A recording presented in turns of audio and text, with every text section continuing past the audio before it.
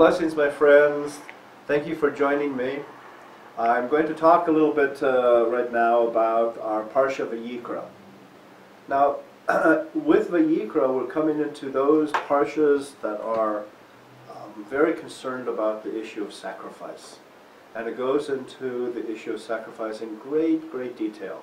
How people are supposed to bring what's called a korban. A korban means literally bringing near.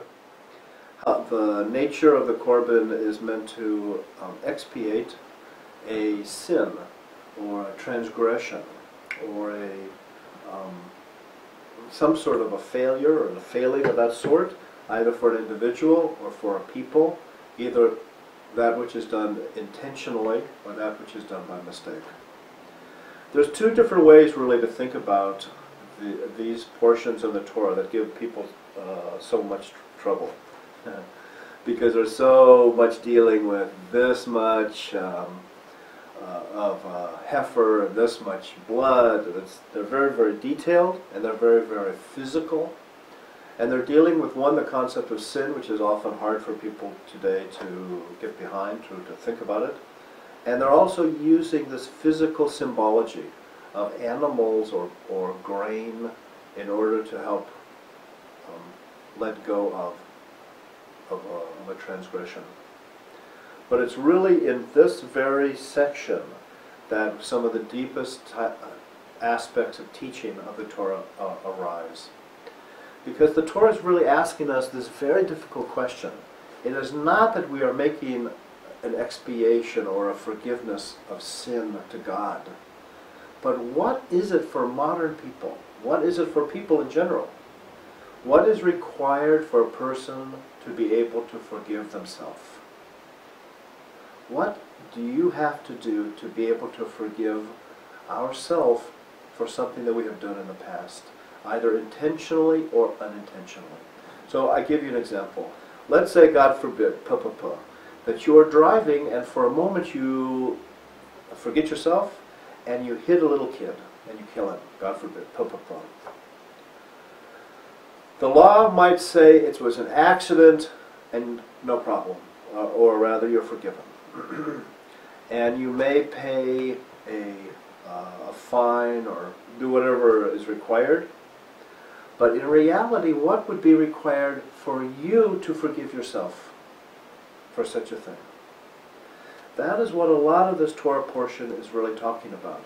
How do we find the means to forgive ourselves, to let go of the weight that is upon us, or the chains that bind us, of things that we have done in our life, both individually, as a community, both intentionally and unintentionally. The Torah does not want us to carry around this thing of guilt. I know that it sounds crazy, that Judaism is not about guilt, but it really is not. It is about the ability to let go of guilt. Because I know people that have been angry for 30 years over something that has happened to them. I know people that feel the weight and sadness of things that have been done to them or things that they have done that they feel their whole life. The Torah does not want us to be burdened, but indeed to idu et Hashem b'simcha, to serve God with joy. So what is the process by which that happens?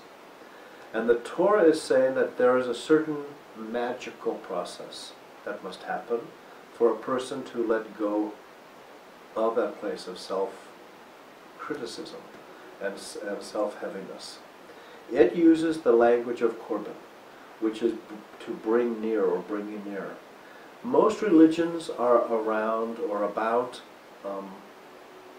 doctrine, but Judaism is not about doctrine. Judaism is about relationship. And in a religion of relationship, the hardest thing is to be separated from something.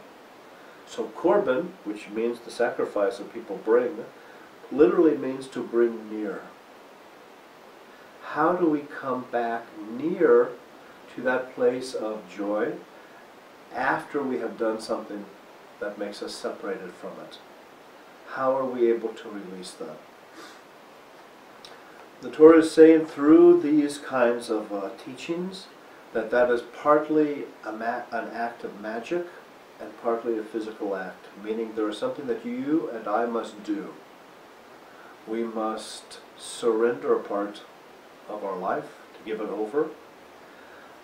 But by doing that, that is connected to a place of surrendering a part of ourself, to release that place of fear, of pain, of guilt.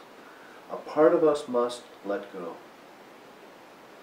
so that we are a different person than the one before.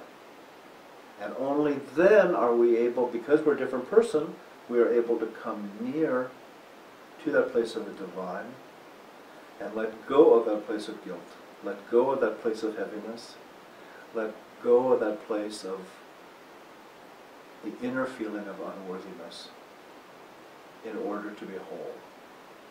And that is the desire of all of this parsha, to help us find the way to be whole.